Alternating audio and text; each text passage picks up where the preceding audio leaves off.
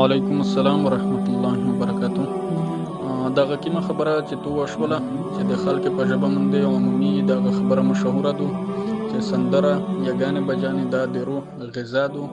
نو دا خبره د شریعت د اصول خلاف ده. قرآن کریم کې راځي چې بعض خلک داسې دي چې هغه د گمراهۍ اسباب برابر کړي د دغه د پوره چې خلک د الله د دیار نه گمراه کو باسر او د دغه خلک د پوره دی الله تعالی د دردناک عذاب وعده کړی دی، د شرمناک عذاب وعده یې ورسره کړی دی.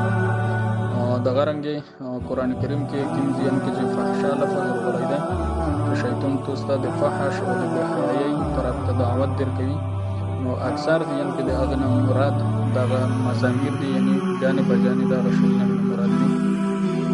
او قرآن کریم د بیان مطابق د مؤمن سړي د روح لپاره چې کومه غذا ده هغه د الله ذکر دی. الا بذکر الله تطمئن القلوب، چې د الله په ذکر سره د مؤمن روح ته او د مؤمن زړه ته اطمینان حاصل شي. او د ګناهګور یا د نافرمان او د سرکش او فاسق فاجر سړي لپاره ګانا د روح غذا کېدای شي، د مؤمن او مسلمان سړي لپاره ګانا او موسیقي د روح غذا نشي کېدلی.